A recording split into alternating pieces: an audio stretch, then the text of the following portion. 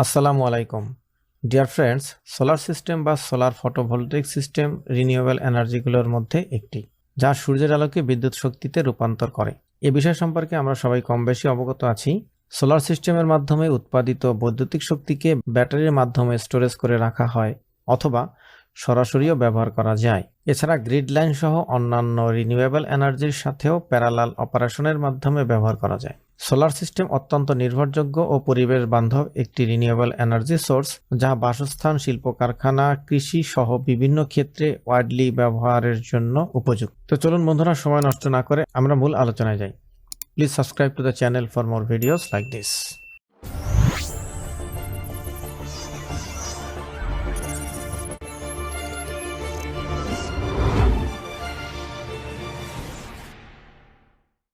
বন্ধুরা, চিত্রে আমরা একটি সোলার সিস্টেমের টিপিক্যাল সংযোগ দেখতে পাচ্ছি।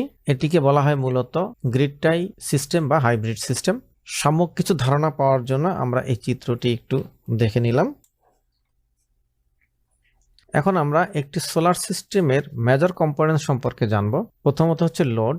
যদি সোলার সিস্টেমটি আমরা বাসগৃহে ব্যবহার করি তাহলে সাধারণত এই ধরনের লোডগুলোই আমরা পাবো, যেখানে লাইট, ফ্যান, টিভি, কম্পিউটার ইত্যাদি লোডগুলোই সাধারণত থাকে। তারপর হচ্ছে পিভি মডিউল বা সোলার প্যানেল আমরা যেটাকে বলি, এটি হচ্ছে আমাদের সেই পিভি মডিউল বা সোলার প্যানেল। তারপরের কম্পোনেন্ট হচ্ছে ইনভার্টার, যা আমাদের ব্যাটারি ভোল্টেজকে বা সরাসরি সোলার প্যানেল থেকে আগত ডিসি ভোল্টেজকে আমাদের ব্যবহার উপযোগী এসিতে রূপান্তর করবে। সেক্ষেত্রে এটি একটি ইনভার্টার, যেটাকে আমরা হাইব্রিড বা গ্রিড টাই ইনভার্টার বলে থাকি। আর এটি একটি সাধারণ ইনভার্টার, যেটা গ্রিড টাইপ বা হাইব্রিড নয়। অতঃপর হচ্ছে ব্যাটারি, এটা আমরা সবাই চিনি। অতঃপর সোলার চার্জ কন্ট্রোলার, এটি হচ্ছে সোলার চার্জ কন্ট্রোলার। যদি এই ধরনের গ্রিড টাই বা হাইব্রিড ইনভার্টার ব্যবহার করা হয় সেক্ষেত্রে আর সোলার চার্জ কন্ট্রোলার প্রয়োজন নেই। সোলার চার্জ কন্ট্রোলার দুই ধরনের হয়ে থাকে, একটি সাধারণ চার্জ কন্ট্রোলার আর একটি হচ্ছে এমপিপিটি বা maximum power point tracker charge controller. তো এই ছিল বন্ধুরা একটি সোলার সিস্টেমের মেজর কম্পোনেন্টস। তো আমাদের আলোচনার মূল বিষয় হচ্ছে how to design solar PV system, অর্থাৎ একটি টোটাল সিস্টেম ডিজাইন করতে গেলে কি পরিমাণ লোড আছে, সেই অনুযায়ী কোন সাইজের প্যানেল লাগবে, ইনভার্টারের ক্যাপাসিটি কত হবে, ব্যাটারি ক্যাপাসিটি কি হবে, চার্জ কন্ট্রোলারের এম্পিয়ার কত হবে, টোটালটাকে ক্যালকুলেশন করে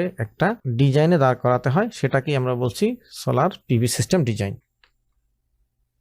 তো সেই কাজটি করার জন্য আমাদেরকে এই 5টি ধাপ অনুসরণ করতে হয়। তো এ পর্যায়ে আমরা আজ লোড ক্যালকুলেশন শিখব।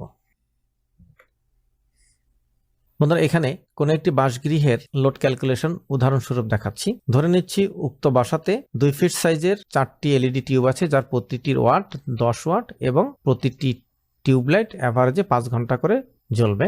2টি বিএলডিসি সিলিং ফ্যান আছে, অর্থাৎ ব্রাশলেস ডিসি মোটর দ্বারা তৈরি সিলিং ফ্যান, যেগুলো খুব পাওয়ার সেভ করতে পারে, যার ওয়াট সাধারণত 35 ওয়াট হয়ে থাকে। সেই সিলিং ফ্যানগুলো অ্যাভারেজে 4 ঘন্টা করে চলবে।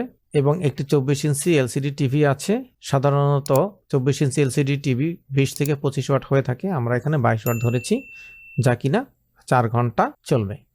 তো এই লোডগুলোকে আমরা এখন ক্যালকুলেশন করে উক্ত বাসায় প্রতিদিন কি পরিমাণ ওয়াট আওয়ার এনার্জি কনজিউম করছে সেটি বের করব।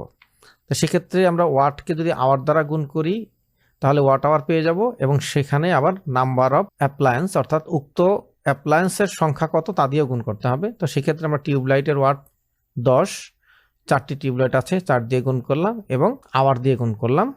ঠিক একইভাবে 2টি ফ্যান আছে, যার প্রতিটির ওয়াট 35 ওয়াট, অর্থাৎ 35 গুণন 2, এবং সেটা চলবে 4 ঘন্টাতে, 4 দিয়ে গুণ করা হয়েছে।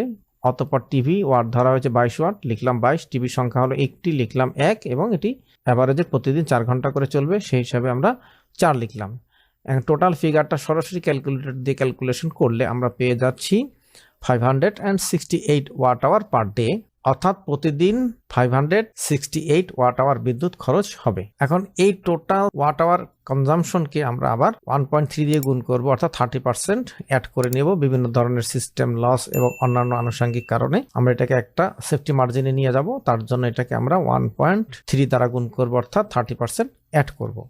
তো সেক্ষেত্রে আমরা পাচ্ছি 738 ওয়াট আওয়ার পার ডে। তো এইভাবে বন্ধুরা আমরা একটি বাসগৃহের লোড ক্যালকুলেশন করতে পারি। সেখানে যদি আরো বিভিন্ন ধরনের লোড থাকে তো সেগুলোকেও আমরা তার ওয়াট জেনে, তার সংখ্যা জেনে এবং প্রতিদিন কি পরিমাণ সেটি অপারেট করবে সেই সময় জেনে সেগুলো দ্বারা গুণ করে আমরা তার প্রতিদিনের ওয়াটার কনজাম্পশন বের করে নিতে পারি। এবং এইভাবে প্রথম ধাপে আমাদের কাজটি সম্পন্ন হবে।